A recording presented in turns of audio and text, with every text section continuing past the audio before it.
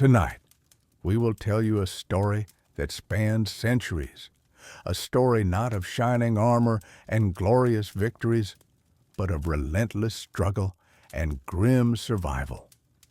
You will learn why the very journey to the Holy Land was often a death sentence for those who answered the call, and how the unfamiliar climate and new diseases proved more formidable than any enemy army.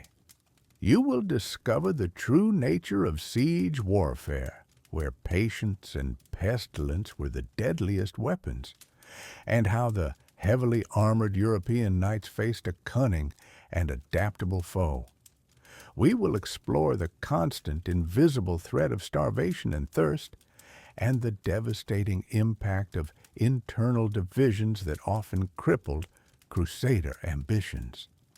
You will hear about the grim fate of those captured and what became of the rare few who managed to return home, forever changed by the experience. This is the story of why surviving as a knight in the Crusades was a near impossibility. Oh, and if you enjoy these stories that transform history into a journey for your mind, please consider leaving a like, sharing your thoughts in the comments, and subscribing to the channel.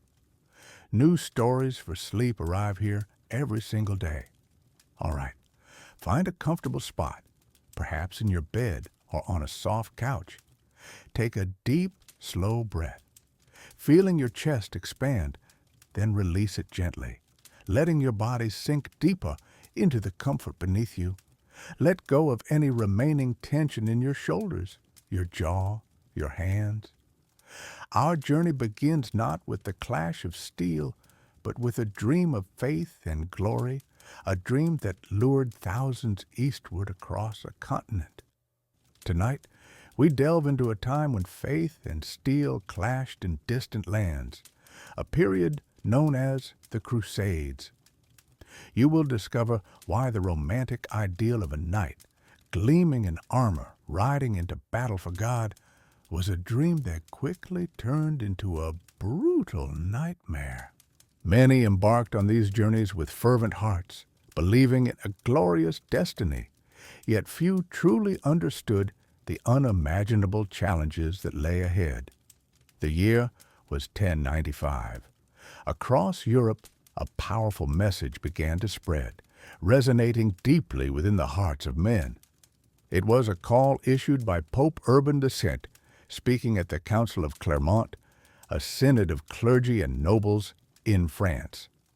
His words were not merely an appeal for aid, they were a divine summons, a promise of spiritual salvation intertwined with earthly gain.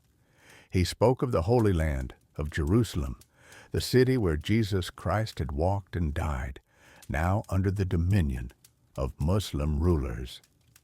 The Pope painted a vivid picture of Christian suffering, of sacred sites desecrated, and he urged the knights of Europe to take up the cross, to liberate these holy places. For many, this was an irresistible summons. The primary motivation, undoubtedly, was profound religious fervor. In an age of deep piety, the promise of spiritual reward held immense power. Pope Urban II offered what was known as a plenary indulgence. This meant that any knight who took the vow to journey to the Holy Land and fought to reclaim it would receive a complete remission of all their sins. Imagine the weight lifted from a person's soul, the guaranteed path to heaven, simply by participating in this holy war. For men who lived lives often filled with violence, greed, and moral compromises, this offer was an unparalleled opportunity for spiritual cleansing. They envisioned themselves as soldiers of Christ, crusaders purifying the world through righteous combat. Beyond the spiritual, there were also powerful earthly incentives. Europe in the 11th century was a complex tapestry of feudal loyalties, limited land, and fierce competition.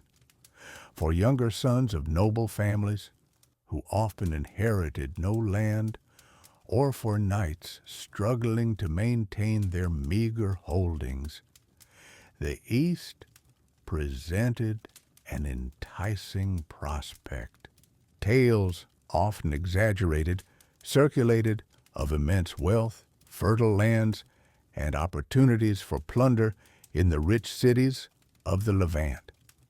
The chance to carve out a new domain, to escape the confines of their existing social structures, or simply to acquire riches far beyond what they could ever hope for in Europe, drove many to pledge their swords. They dreamed of returning home not just as heroes, but as wealthy lords, their fortunes secured, their families elevated. The very concept of knighthood itself was undergoing a transformation, becoming increasingly intertwined with ideals of chivalry, honor, and heroic deeds. The Crusades offered the ultimate stage for a knight to prove his valor, to gain eternal glory in both this life and the next, to fight for God, to protect pilgrims, to liberate the Holy Sepulchre, the tomb of Christ in Jerusalem. These were deeds that would be sung about for generations. The social prestige of becoming a crusader, marked by the cross emblazoned on their tunics, was immense. It elevated their standing, bestowed honor, and promised an enduring legacy. This romanticized vision, fueled by stirring sermons and popular songs, painted a picture of noble warriors, unstoppable in their righteous cause, destined for triumph. They saw themselves as instruments of divine will, invincible champions. Yet, beneath this glittering facade of faith, glory, and promised riches, lay a profound ignorance of the true perils. The vast distances involved, stretching thousands of miles across unknown territories, were incomprehensible to most. They had no real understanding of the harsh Middle Eastern climate, with its scorching sun and arid deserts, so different from the temperate European landscapes they knew. The formidable military prowess of their Muslim adversaries, their different fighting styles, and superior knowledge of the local terrain were entirely underestimated. Logistical nightmares, the immense challenge of feeding, watering, and arming tens of thousands of men and their horses over months or even years, were simply not considered. Disease, a silent and relentless killer, far more deadly than any enemy blade, was an unseen horror awaiting them. The romantic dream, born in the cool halls of European castles and cathedrals, was a world away from the dusty, blood-soaked reality of the Holy Land. They marched eastward, full of zeal and high hopes, but tragically unprepared for the crucible that would test every fiber of their being, often to its breaking point. This idealized dream was the foundation, the powerful engine that set countless men on a path from which very few would ever return, let alone survive. It was a journey into the unknown, driven by fervent belief, yet blind to the stark, unforgiving truths of medieval warfare in an alien land. That romanticized vision, however, quickly dissolved once the knights, common soldiers, and pilgrims actually began their arduous trek eastward. The journey itself was a colossal undertaking, a test of endurance that few truly comprehended. Imagine, if you will, the sheer logistical nightmare of moving tens of thousands of armed men, their war horses, squires, servants, and countless followers, including women and children who often accompanied these expeditions across an entire continent. There were no established roads designed for such a mass migration, no organized supply chains capable of sustaining such numbers, and certainly no clear maps of the vast, unfamiliar lands that lay between Western Europe and Jerusalem, the Holy City. Each day brought new challenges, demanding immense physical and mental fortitude. The primary route for most early crusaders was overland, a march of thousands of miles through diverse and often unwelcoming territories, traversing mountains, plains, and river valleys. As they moved, the initial fervor and enthusiasm often gave way to grim reality. Providing sustenance for an army of this size became an immediate and constant concern. Armies could not simply live off the land. They quickly depleted local resources, often within days of arriving in a new area. This led to desperate foraging, which frequently devolved into outright plunder, alienating the very populations they hoped to pass through peacefully. The lack of organized provisioning meant that starvation became a very real and present danger, gnawing at the strength and resolve of men long before they ever saw a Saracen blade. Horses, vital for the knights, also suffered from lack of proper forage and water, weakening them for the battles to come. Water, too, was a very precious commodity, often scarce, stagnant, or contaminated, contributing significantly to the rapid spread of illness and disease. Disease, in fact, proved to be an even more lethal adversary than any human foe. Cramped conditions in temporary encampments, poor sanitation practices, and exposure to unfamiliar pathogens turned the Crusader camps into breeding grounds for devastating epidemics. Dysentery, a severe diarrheal disease, was rampant, causing extreme dehydration and debilitating soldiers, making them too weak to even stand, let alone fight. Fevers, often malaria from mosquito-infested regions or typhus spread by lice and fleas, swept through the ranks with horrifying speed, claiming lives indiscriminately. Without any understanding of germ theory, proper hygiene, or effective medical treatments beyond rudimentary herbal remedies, a simple cut could quickly fester into a fatal infection, and a common cold could escalate into pneumonia.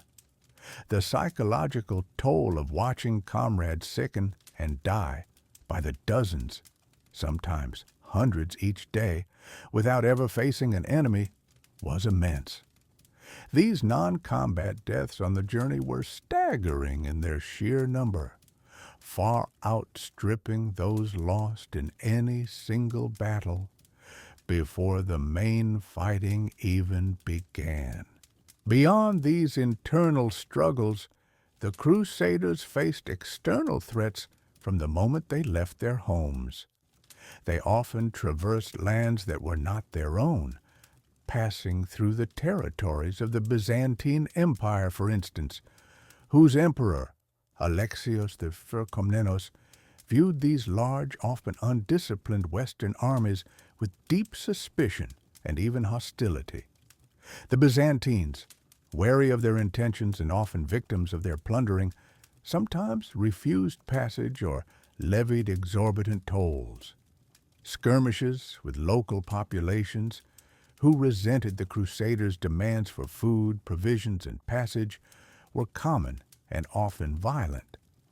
Bandits and opportunistic raiders also preyed on the slow-moving, vulnerable columns, further depleting their already strained resources and morale.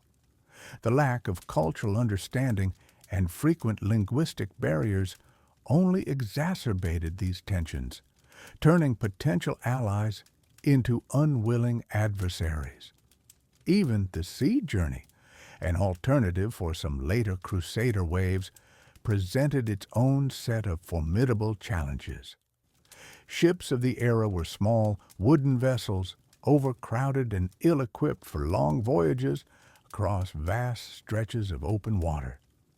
Storms were a constant and terrifying threat, capable of scattering or sinking entire fleets with little warning. Piracy was rampant in the Mediterranean, with corsairs eager to seize valuable cargo and capture passengers for ransom or slavery. On board, disease spread just as rapidly, if not more so, in the confined, unsanitary conditions below deck, where fresh water and food were limited and waste disposal was primitive. Many knights, accustomed to the saddle and solid ground, found the constant rocking motion and close quarters of a ship unbearable, suffering from debilitating seasickness, further contributing to their physical decline and vulnerability. By the time a Crusader army, or what remained of it, reached the borders of the Holy Land, it was often a mere shadow of its former self. Thousands had perished from starvation, thirst, various diseases, or minor skirmishes with hostile locals. The rigorous selection process of natural attrition had already begun, long before any major engagement with the Muslim forces. The initial fervor had been replaced by profound physical exhaustion, deep disillusionment, and a grim determination to simply survive the next day.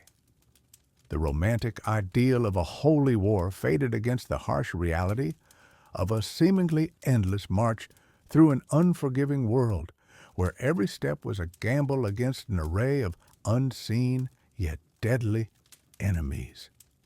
This arduous passage served as a brutal and often fatal prelude to the battles that lay ahead, effectively weeding out the weak, the unprepared, and the truly unlucky, leaving only a fraction of the original force, battered and weary, to face the formidable challenges of the Levant itself. The journey was devastating, but for those who survived the initial trek, a new, equally brutal challenge awaited them, the very land they had come to conquer. Europe, with its damp, temperate climates, its green forests, and its familiar seasons, had in no way prepared these knights for the unforgiving reality of the Holy Land, a region often referred to as the Levant. Imagine stepping from perpetual twilight into a furnace. The sun, a familiar comfort in the north, became a relentless, scorching enemy here. It beat down from a sky of blinding blue, baking the earth until it cracked, raising dust devils that choked the very air.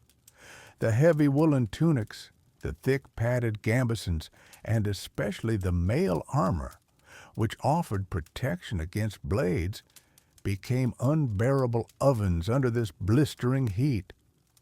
Knights, accustomed to fighting in cooler climes, found themselves struggling to breathe, their bodies rapidly losing vital fluids through sweat, leading to severe dehydration.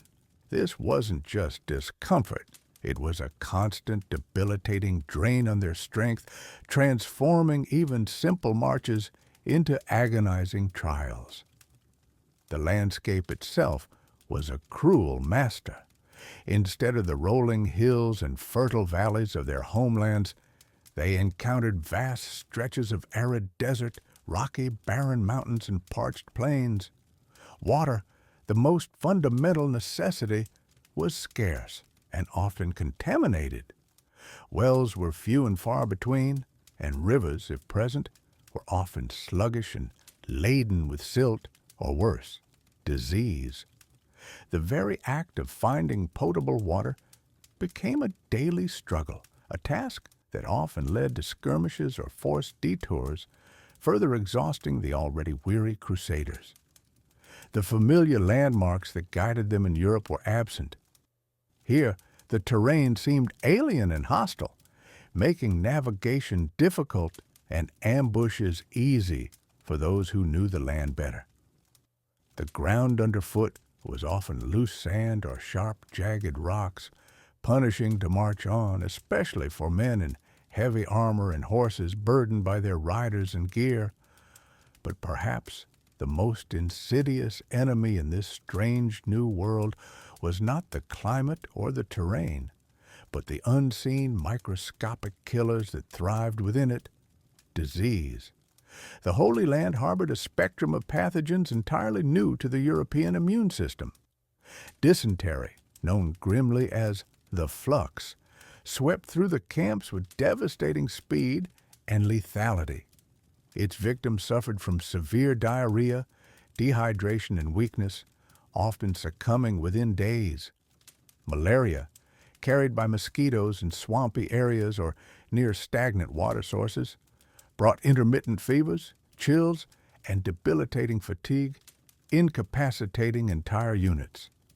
Typhoid fever, spread through contaminated food and water, caused high fevers, headaches, and delirium, often proving fatal. Parasitic infections, picked up from unclean water or food, silently gnawed at the strength of the men, leading to chronic weakness and illness. The conditions in the Crusader camps only exacerbated the problem. Despite their religious fervor, medieval armies were not models of hygiene. Thousands of men and animals lived in close quarters, often without adequate latrines or proper waste disposal. Food was often spoiled, and water, as noted, was frequently tainted. Flies, drawn by the filth, became vectors for disease, spreading contagion from one man to another. A single sick individual could, in a matter of days, infect a significant portion of a company, turning a fighting force into a hospital ward. Knights, despite their noble status, were no less susceptible than the common foot soldier. Many a proud warrior who had survived countless battles and long marches found himself brought low by a fever or the relentless grip of dysentery. Their strength, their armor, their skill with a sword, none of it mattered against an enemy they could not see, could not fight, and could not understand. Medical knowledge was rudimentary at best.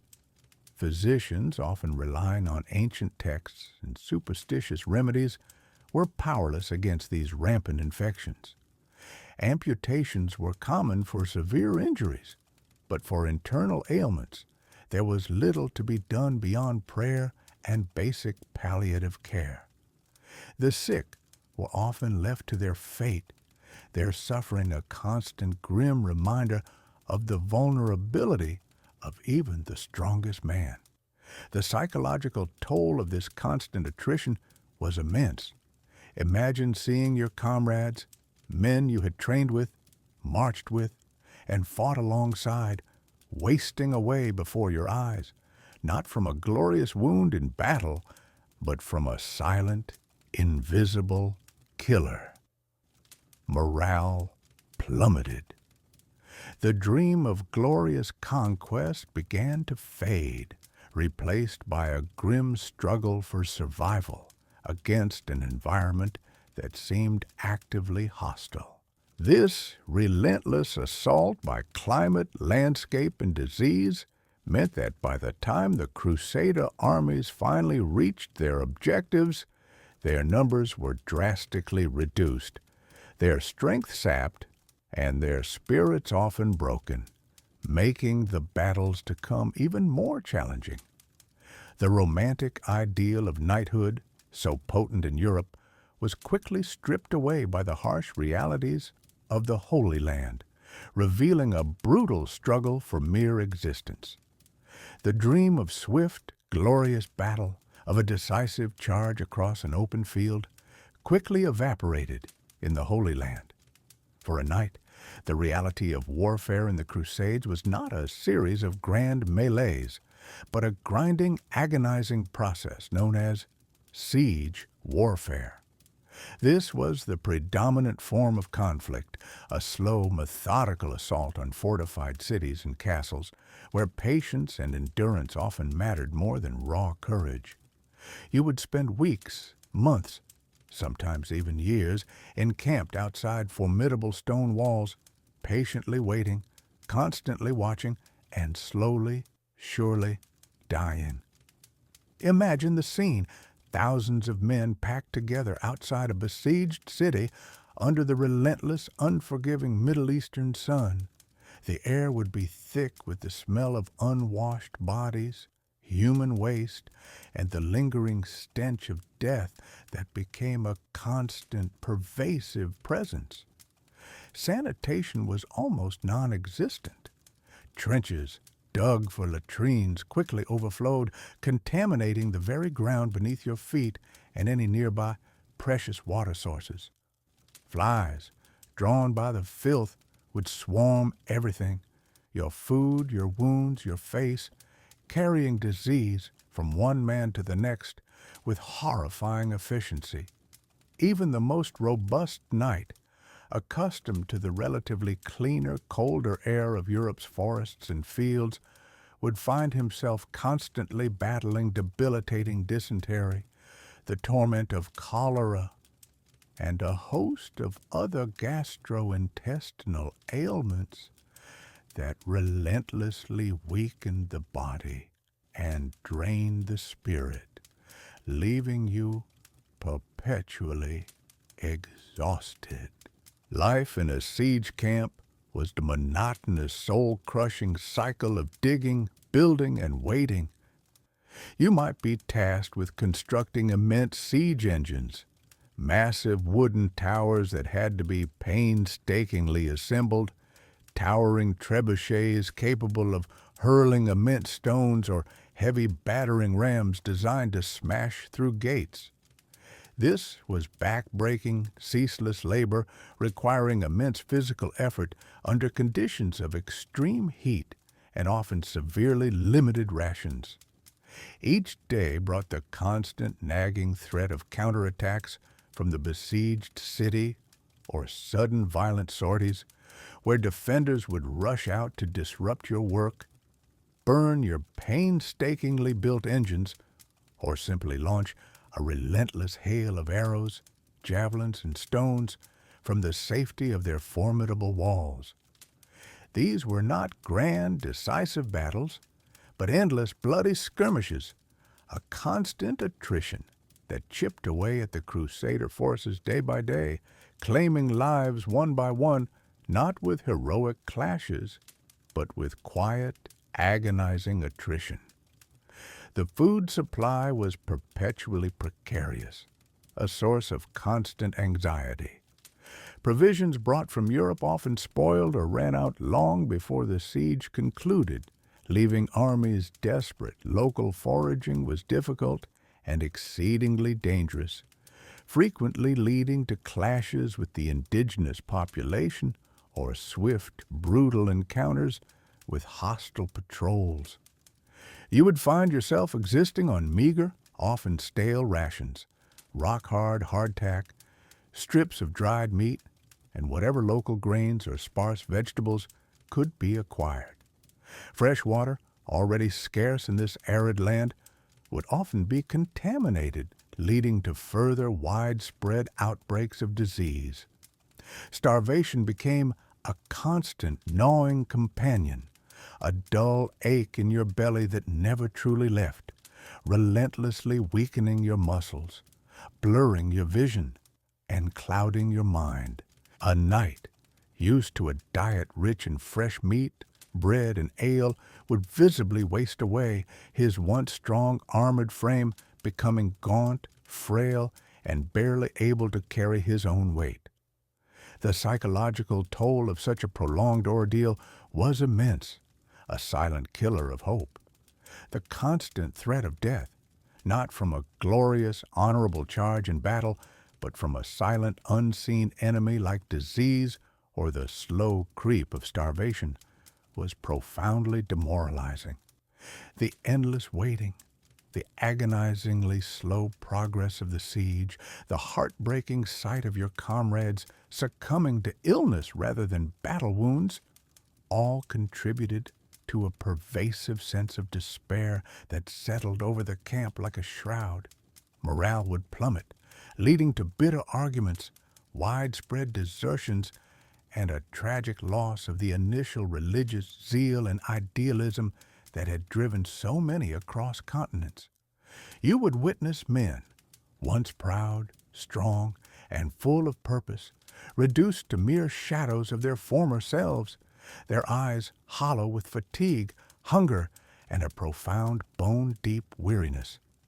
Even when an assault was finally ordered, it was a horrific, suicidal affair.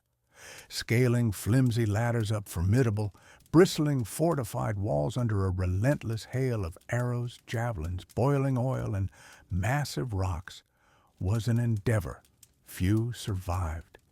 The narrow breaches created by battering rams would become chaotic choke points, scenes of desperate, brutal hand-to-hand combat where even the finest plate armor offered little protection against a well-aimed stone from above or a quick, lethal thrust from a shorter, quicker Saracen blade. Wounds, even seemingly minor ones, often festered rapidly in the unsanitary conditions, quickly leading to severe infection, gangrene, and an almost certain death. A broken bone, a deep cut, or even a simple fever could become an immediate, undeniable death sentence in the harsh, unforgiving reality of a medieval siege camp. Siege warfare was, in essence, a war of attrition, a brutal, drawn-out test of who could endure the longest. The defenders, often with better access to fresh water and food from within their city, and the undeniable advantage of strong defensive positions, could hold out for remarkably long periods, sometimes for years. For the Crusader knight, it meant a constant, inescapable state of hardship, discomfort, and mortal danger, where the chances of dying from a common illness or simple hunger far outweighed the likelihood of falling bravely and gloriously in a knightly duel. The true battlefield was not just the point of direct impact, but the entire sprawling, pestilence-ridden camp itself, where every breath was a gamble and every day a struggle to simply survive. This relentless, grinding reality was a stark, brutal contrast to the romantic tales of chivalry you might have heard back home, transforming the entire quest into a desperate daily fight against the relentless elements, against insidious disease, and against the slow, inexorable decay of one's own body and spirit. Your very existence became a testament, not to your martial prowess, but to your sheer, stubborn, unyielding will to simply endure. The challenges for a Crusader knight extended far beyond the environment and the internal weaknesses of his own army. They were compounded by the formidable and often underestimated foe he faced. The Muslim armies, often referred to as Saracens by the Europeans, were not a monolithic force, but a diverse collection of sultanates and emirates, united by a common faith and a shared desire to reclaim their lands. Their military traditions were deeply rooted in the harsh realities of desert warfare, emphasizing speed, agility, and endurance, qualities that stood in stark contrast to the heavy, rigid formations preferred by the Western knights. A Crusader knight, encased in his chainmail and plate armor, mounted on a powerful but slow destrier, was designed for a direct, crushing charge. His strength lay in the momentum of a massed cavalry assault, intended to break enemy lines through sheer force. However, the Saracen commanders, such as the legendary Saladin, the Sultan of Egypt and Syria, understood these tactics perfectly and adapted their strategies to counter them. They rarely engaged in the head-on pitched battles that European knights sought. Instead, they favored a fluid, harassing style of combat that exploited the Crusaders' weaknesses. The Saracen light cavalry, often composed of skilled horse archers, was the bane of the Crusader armies. These warriors, mounted on swift, agile Arabian horses, could ride circles around the lumbering European knights. Their primary weapon was the composite bow, a powerful and accurate instrument capable of delivering a rain of arrows from a distance. Unlike the heavier European longbow, the composite bow was ideal for mounted combat, allowing archers to fire effectively even at a gallop. They would launch volley after volley, peppering the Crusader ranks with arrows, aiming for exposed flesh, the eyeslits of helmets, or the vulnerable flanks of horses. The sheer number of these arrows, often tipped with barbed points, could incapacitate horses and slowly wear down even the most heavily armored men. This constant, irritating, and often deadly barrage would wear down the Crusaders long before they could even get close enough to engage in hand-to-hand combat. Furthermore, the Saracens were masters of the feigned retreat. This deceptive tactic involved a seemingly panicked withdrawal, drawing the heavily armored Crusader knights into a pursuit across unfamiliar and often difficult terrain. Just when the Crusaders were exhausted, their formations broken, and their horses winded, the Saracen cavalry would suddenly turn, reforming their lines with astonishing speed and launching a devastating counterattack. This tactic, perfected over centuries of skirmishing warfare, was incredibly effective against the disciplined but less adaptable European forces. The Crusader knight, weighed down by his armor and reliant on close-quarter combat, found himself constantly chasing an elusive enemy, only to be ambushed when his guard was down. Their knowledge of the local terrain was another immense advantage. The Saracen armies operated on their home ground, intimately familiar with every wadi, every hill, every hidden spring. They could exploit the desert's vastness, using its heat and dust as allies. They knew where to find water, where to set ambushes, and how to disappear into the landscape as quickly as they appeared. This familiarity allowed them to control the flow of battle, dictating where and when engagements would occur, often luring the Crusaders into positions where their heavy cavalry and infantry formations were less effective, such as narrow passes or rocky terrain where their horses struggled. The Crusader knight also faced logistical challenges exacerbated by the enemy's tactics. While the Europeans struggled to maintain their supply lines over vast distances, the Saracens, fighting on their own land, had a much more efficient system for provisioning their troops. They could resupply more easily, find fresh mounts, and access water sources that were often unknown or inaccessible to the Crusaders. This disparity in logistical capability meant that Saracen armies could remain in the field longer, applying continuous pressure and wearing down the Crusaders through attrition, rather than risking a decisive all-or-nothing battle. Moreover, the leadership of figures like Saladin provided a level of unity and strategic brilliance that often eluded the fragmented Crusader command. Saladin, a devout Muslim and a shrewd military strategist, managed to unite disparate factions under his banner, creating a cohesive and highly motivated fighting force. His ability to coordinate large-scale movements, anticipate Crusader tactics, and exploit their internal divisions was a significant factor in many Muslim victories.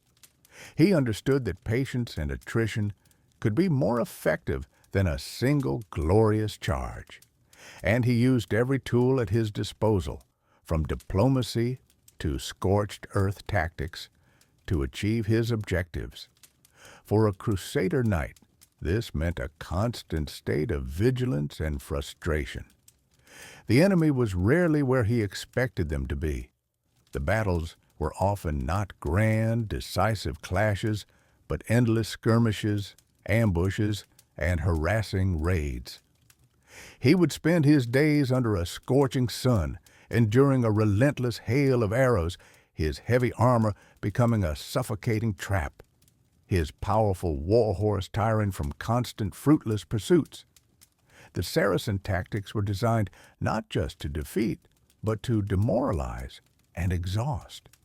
They aimed to break the Crusaders' will to fight, not just their bodies.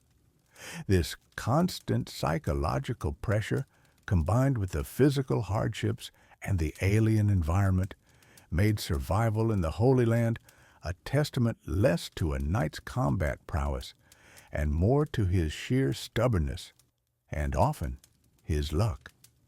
It was a war of endurance against an enemy who played by different rules, rules that favored the swift and the cunning over the heavily armed and the direct.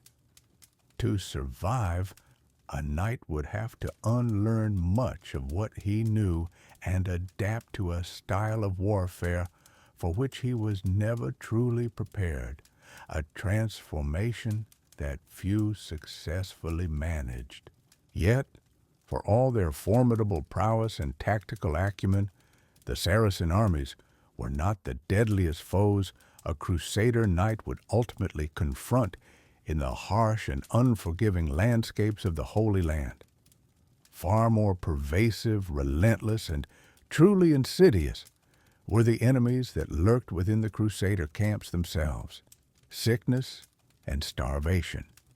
These invisible adversaries claimed lives not by the hundreds, but by the thousands, steadily eroding the very foundation and fighting spirit of the European forces from within.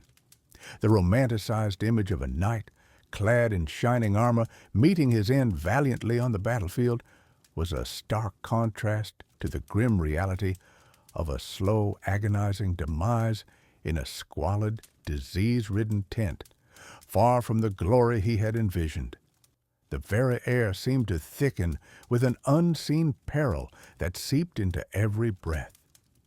The conditions within the crowded, transient Crusader camps became fertile breeding grounds for widespread death and despair. Poor sanitation was rampant and endemic. Human and animal waste often mingled freely with daily life, seeping into the ground and contaminating everything. There was little understanding of hygiene, and practices that might prevent the spread of contagion were simply unknown to the medieval mind.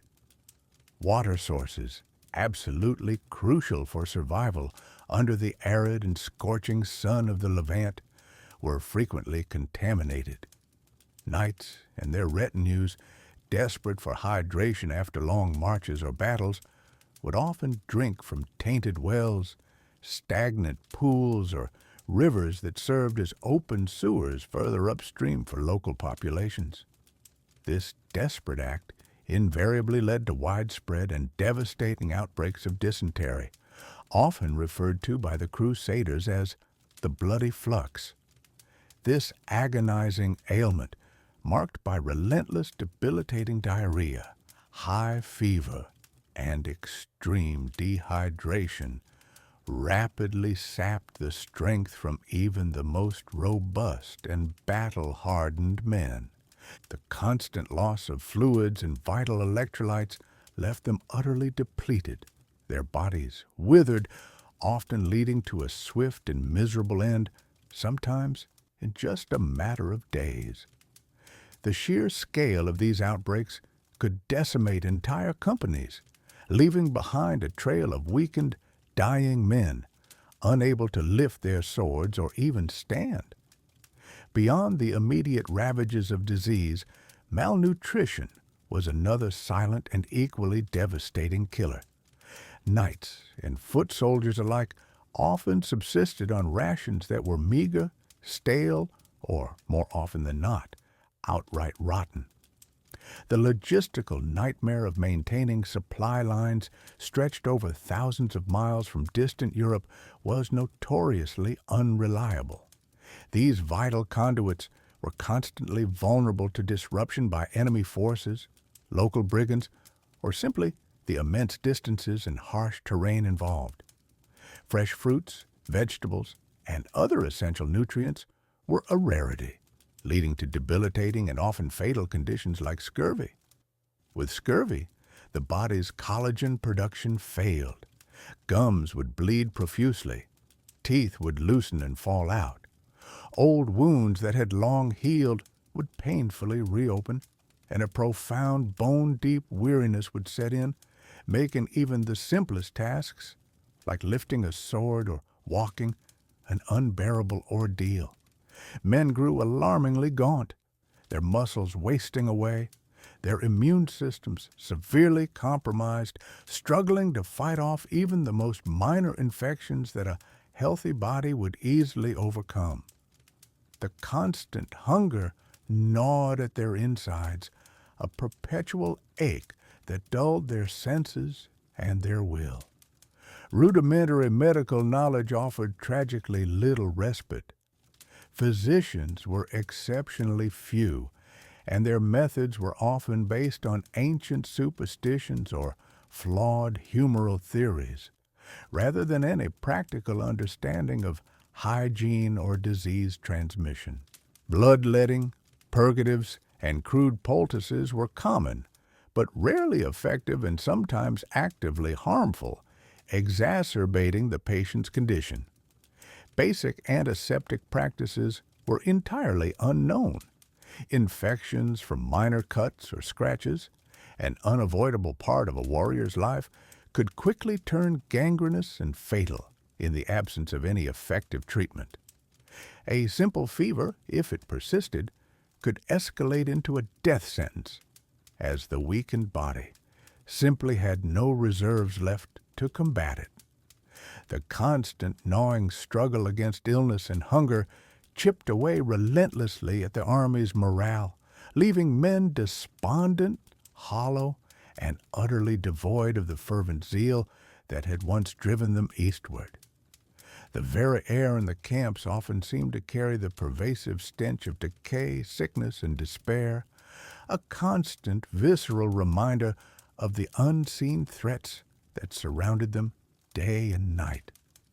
Men who had faced down fierce Saracen warriors on the open battlefield with courage and unwavering resolve would often succumb quietly in their tents, their bodies weakened beyond resistance by an unseen foe, far from the roar of battle and any hope of heroic remembrance. It was a slow, grinding, and ignominious death, devoid of glory, far from the battlefield, and, crucially, far more common than a valiant end in combat. These silent scourges of disease and famine claimed exponentially more lives than any sword, spear, or arrow wielded by the Saracens.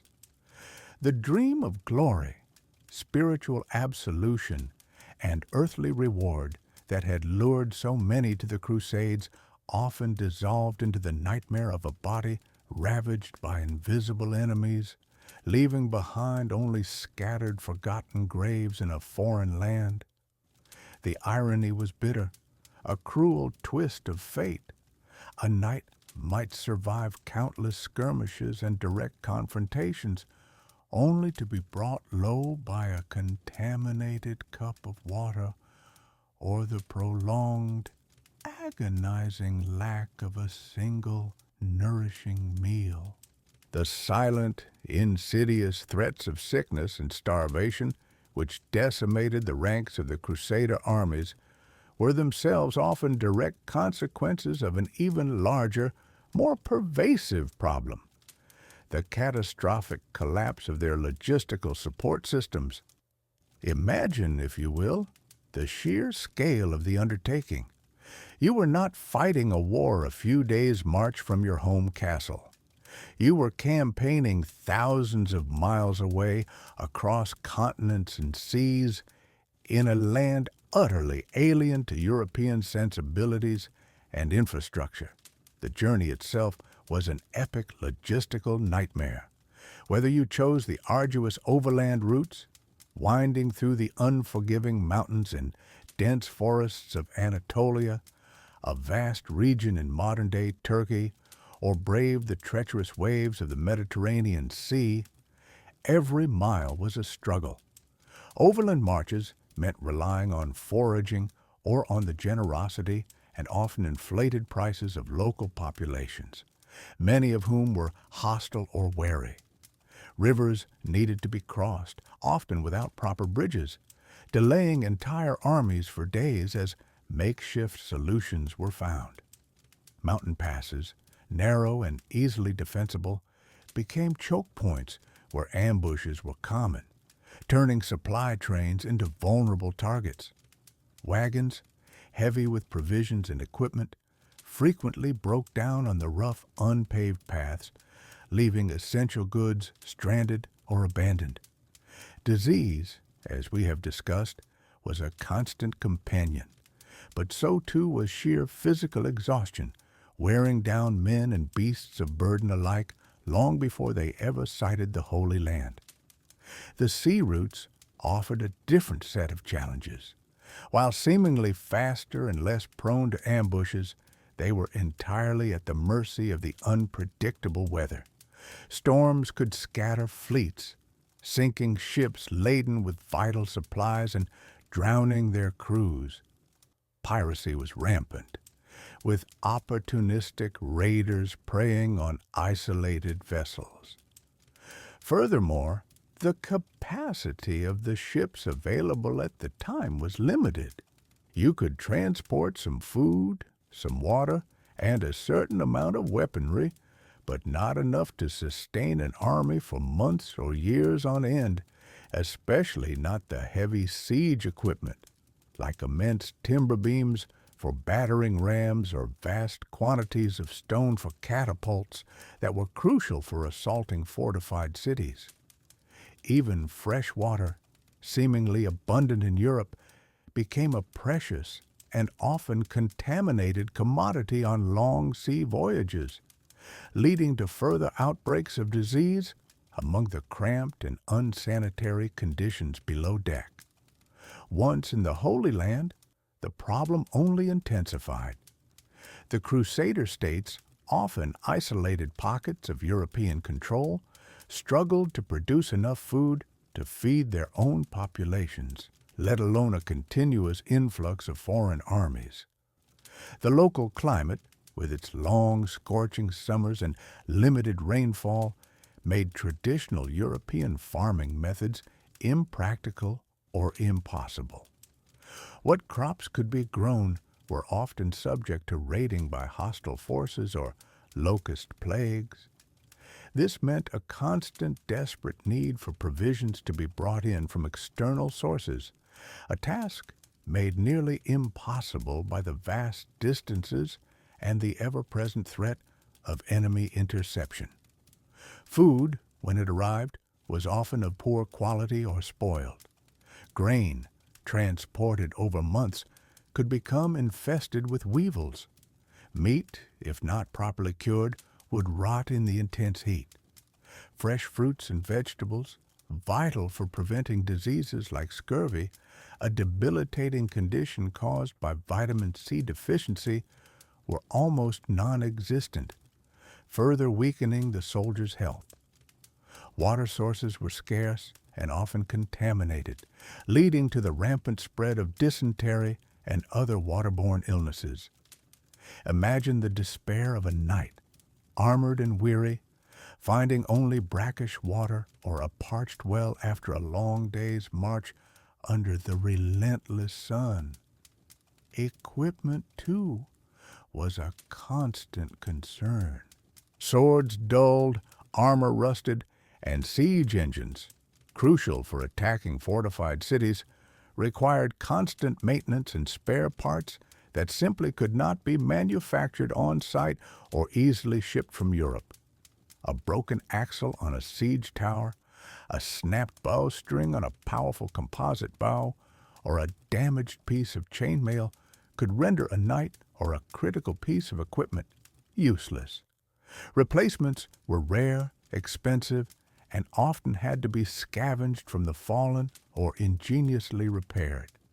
Horses, the very foundation of Crusader cavalry, presented another monumental logistical challenge. They required vast quantities of fodder and water, often more than the men themselves. Keeping hundreds or thousands of war horses fed and watered in a parched land was a monumental task, frequently leading to the death of these invaluable animals from starvation or thirst, crippling the Crusaders' most effective offensive force. The impact of these logistical failures was devastating. Shortages of food and water led to widespread malnutrition and dehydration, weakening the soldiers and making them more susceptible to the diseases that festered in the crowded and unsanitary camps. Morale plummeted as men faced constant hunger and thirst, leading to widespread desertion and a breakdown of discipline. A general, no matter how brilliant, could not win battles with an army too weak to fight or too hungry to march. Campaign strategies were often dictated not by military objectives, but by the desperate need to find a reliable water source or a patch of forage for the horses. Sieges, which could last for months or even years, became battles of attrition against the defenders and against the Crusaders' own dwindling resources. The cost of maintaining these armies was astronomical, draining the treasuries of European kingdoms and individual nobles, forcing them to sell off lands or mortgage their futures to keep their forces supplied, often to little avail. In stark contrast, the local Muslim armies, the Saracens, a term often used by Europeans to refer to various Muslim peoples, operated on their home ground. They possessed intimate knowledge of the terrain, including hidden wells and seasonal rivers. Their supply lines were shorter, more secure, and supported by an established network of towns and villages. They were accustomed to the climate and its challenges, and their lighter, more mobile forces required fewer resources to maintain. This fundamental logistical disparity gave the Muslim defenders a significant and often decisive advantage, allowing them to outlast and outmaneuver the heavily burdened Crusader forces. For the knights, often far from any established friendly territory, every meal, every drink of water, every repair to their armor was a testament to a system stretched to its absolute breaking point, a silent killer as effective as any blade or arrow, ensuring that even if you survived the battlefield, you were constantly battling the very ground beneath your feet. Yet, even beyond the relentless challenges of the harsh land and the crushing weight of logistical failures, there was another, perhaps even more insidious enemy that undermined the Crusader cause from within: the deep-seated divisions and bitter rivalries among the European nobles themselves. Imagine, if you will, the diverse collection of lords and princes who answered the call to the Holy Land. They came from lands as varied as the green fields of France, the forested heartlands of Germany, the island kingdom of England, and the bustling city-states of Italy. Each brought his own retinue, his own traditions, and, crucially, his own ambition. When these powerful men gathered, they did so not as a single cohesive army under one supreme commander, but as a loose confederation of independent feudal lords, each accustomed to holding absolute authority within his own domains. This inherent structure of medieval European society, where loyalty was often more personal than national, meant that unified command was a rare and fleeting luxury. Even when a leader was nominally chosen, such as Godfrey of Bouillon or later various kings, his authority was often challenged, his decisions questioned, and his orders sometimes openly defied. Consider the example of the First Crusade, a period of remarkable initial success, yet even then, the leaders frequently argued over strategy, territory, and even over the spoils of war. After the capture of Antioch, a crucial city in Syria, a bitter dispute erupted over who should control it, with Raymond of Saint-Gilles, a powerful count from Toulouse, clashing fiercely with Bohemond of Taranto, a Norman prince. These quarrels were not mere disagreements. They often escalated into an open hostility, with one lord refusing to support another in battle, or even withdrawing his forces at a critical moment. The Crusades were not simply religious pilgrimages.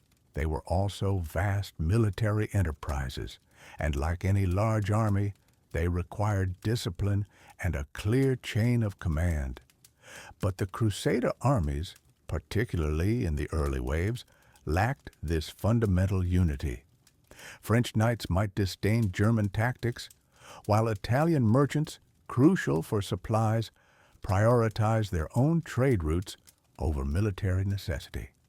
Personal grudges, inherited feuds from Europe, and the constant struggle for prestige and land in the newly conquered territories meant that cooperation was often grudging and short-lived. This fragmentation was exploited by their Saracen or Muslim opponents, who, despite their own occasional internal conflicts, often achieved a greater degree of unity under charismatic leaders like Saladin, a sultan of Egypt and Syria, who masterfully united various Islamic factions against the Franks, as the Crusaders were often called. The consequences of this internal strife were devastating. Opportunities for decisive victories were squandered because one contingent refused to march with another. Sieges were prolonged and sometimes failed entirely because of a lack of coordinated effort or a sudden withdrawal of support. Entire campaigns foundered not on the strength of the enemy, but on the inability of the Crusader leaders to work together. Imagine a battle where one flank, seeing an opening, charges forward only for the central force to remain static, held back by a commander who distrusts his supposed ally, or who simply refuses to share glory. Such scenarios were tragically common. The Second Crusade, for instance, a massive undertaking led by two European monarchs, Louis VII of France and Conrad III of Germany, ultimately collapsed due to a combination of logistical mismanagement and, critically, their inability to cooperate effectively. During the siege of Damascus, their mutual suspicion and conflicting objectives led to a disorganized retreat, a humiliating failure that highlighted the fatal flaw at the heart of the Crusader enterprise. These internal wounds festered, weakening the Crusader states established in the Holy Land over generations. The constant need to defend against external threats was compounded by the internal political machinations, betrayals, and even open warfare among the Frankish lords themselves.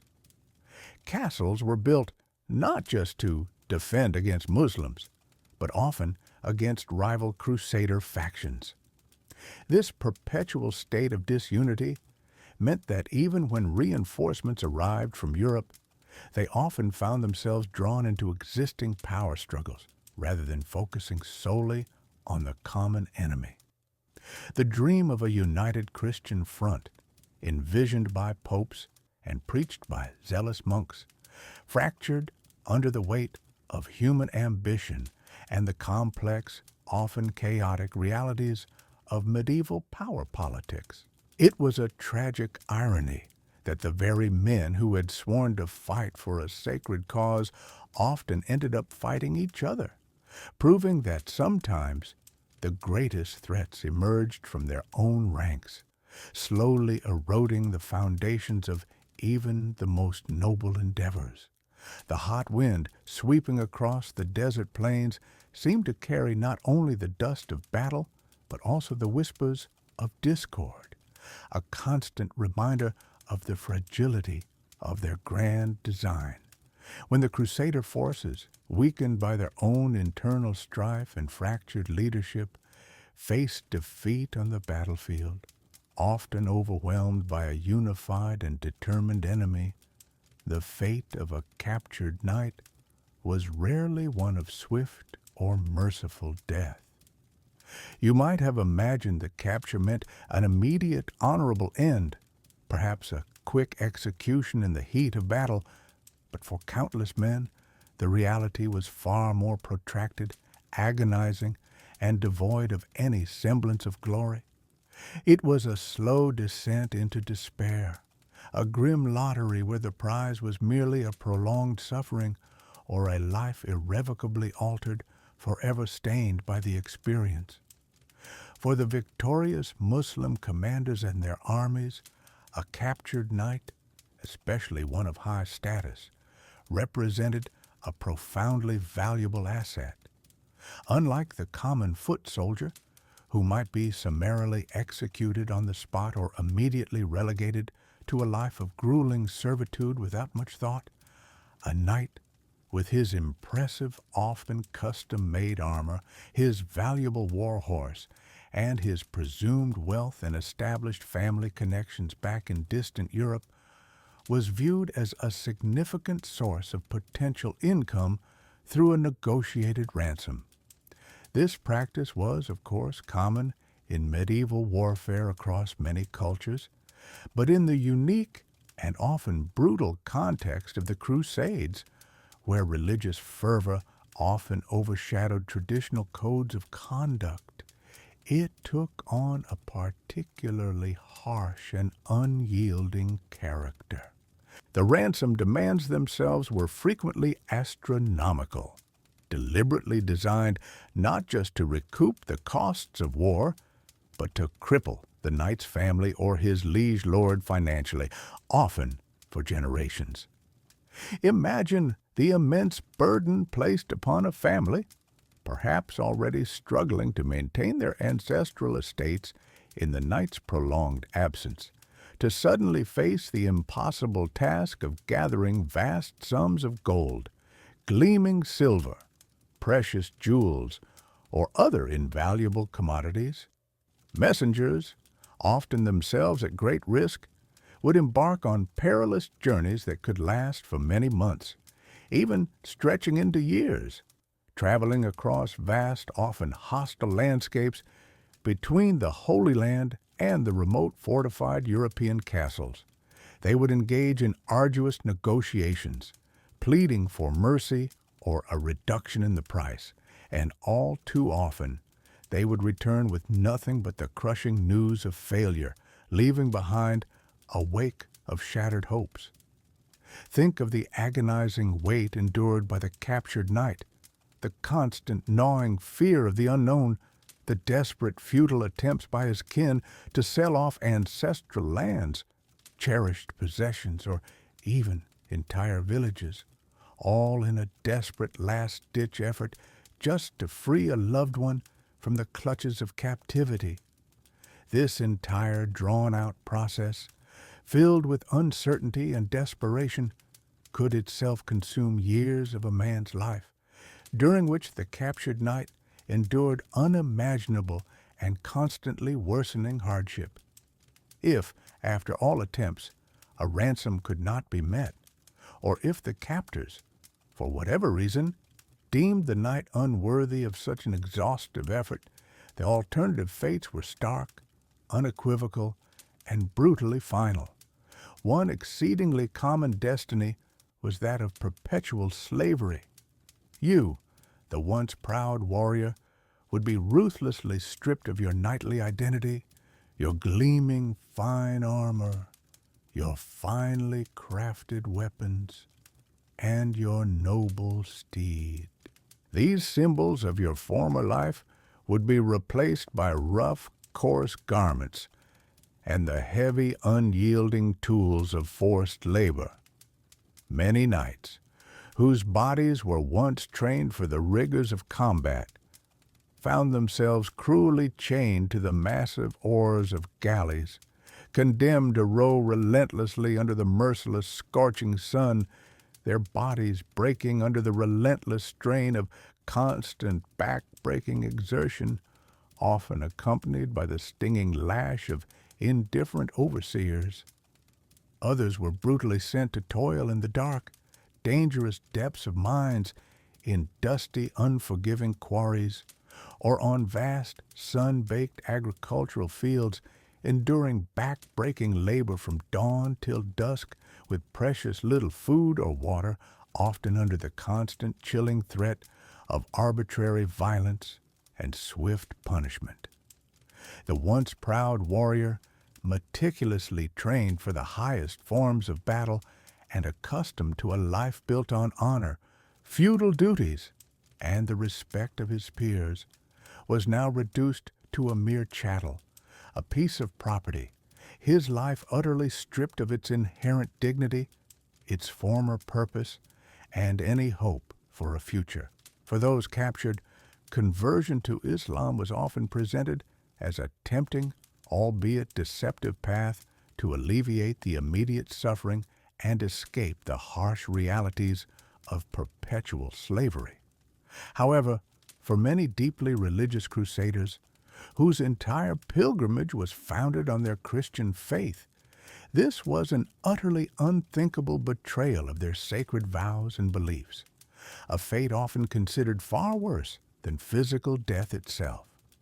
Refusal to convert, as you can imagine, meant not only continued hardship, but frequently an even more brutal and unforgiving existence, sometimes leading to outright martyrdom. For a select few, especially those who were considered too dangerous to keep alive, or those for whom even the lowest, most token ransom was not offered, execution was the final, grim, and inevitable conclusion. These executions were often performed as public spectacles, chillingly designed not merely to dispose of the prisoner efficiently, but to send a clear, terrifying message to any remaining Crusader forces or to the local populace. The very essence of chivalry, which in other conflicts might have dictated a certain respect for a captured foe, was frequently cast aside in the brutal, unforgiving realities of this religious war. You, the knight, would face your end, not honorably on a chaotic battlefield with sword firmly in hand, but as a public spectacle, a stark and brutal warning, your life extinguished far from the familiar lands of your birth.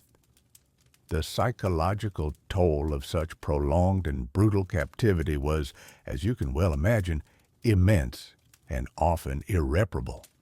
Even if, by some miracle, a knight was eventually ransomed and returned to his homeland, the years spent in chains, the profound trauma of forced labor, the constant suffocating threat of death or coerced conversion, left indelible scars on their very soul.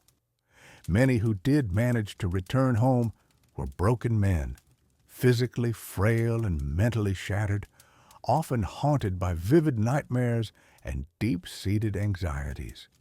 They found themselves utterly unable to reconcile their once idealized image of a glorious, holy war with the horrific and dehumanizing reality they had endured. Their experiences served as a grim, sobering testament to the fact that survival in the Crusades was not merely about avoiding a fatal blow on the battlefield. It was about navigating a labyrinth of dangers where even the seemingly lesser evil of capture promised no easy escape, only a different and often far more prolonged form of demise. Even for those who, against all odds, managed to escape the horrors of captivity, or for the fortunate few who simply survived the relentless attrition of the holy wars, the journey home was seldom a triumphant return. The sight of the familiar European coast after years, sometimes decades, in the unfamiliar East was not necessarily a moment of pure joy. Instead, it often marked the beginning of a different kind of struggle. The simple truth was that very few Crusaders ever saw their homelands again. The statistics, if accurately kept, would have painted a stark picture of utter decimation.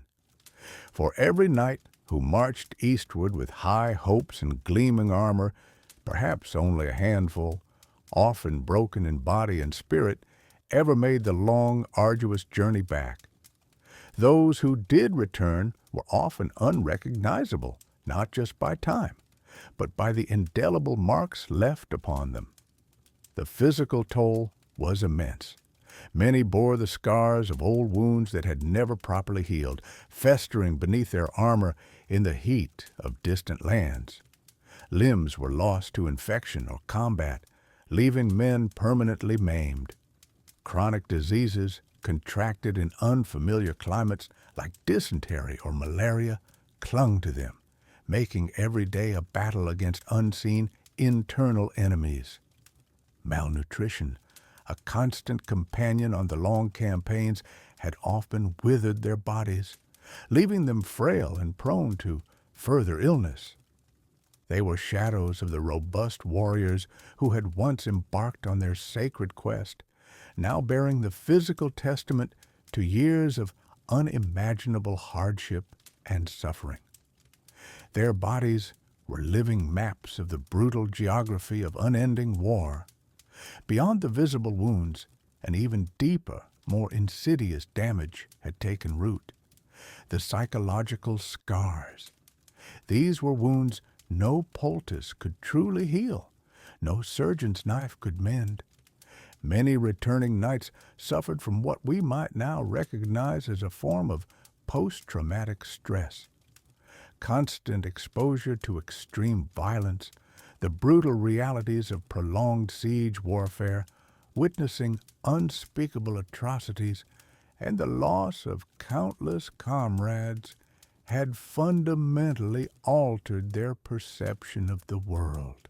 Sleep, once a refuge, often became a torment, haunted by vivid nightmares of battle, of screams, of the faces of the dying. The pervasive fear and hypervigilance required for survival in a hostile land did not simply vanish upon stepping onto European soil. It lingered, making it difficult to find peace in the quiet of home. They were often alienated from their own society. The world they had left behind had moved on, and they, in turn, had changed beyond recognition. Their families and communities, who had perhaps idealized their valiant crusaders, often struggled to understand the hardened, often silent men who returned.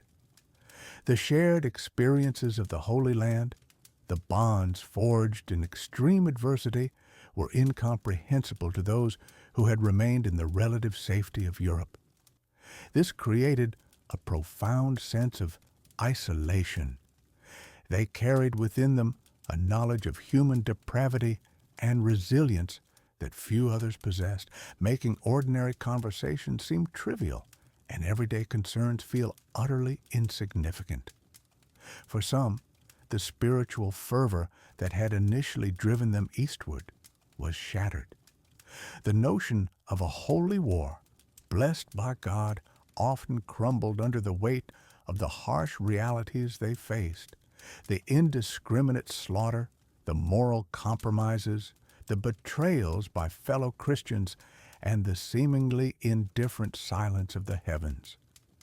They had seen God's will invoked for terrible deeds, and their faith, if not entirely lost, was often profoundly reshaped, becoming a more private, perhaps more cynical affair.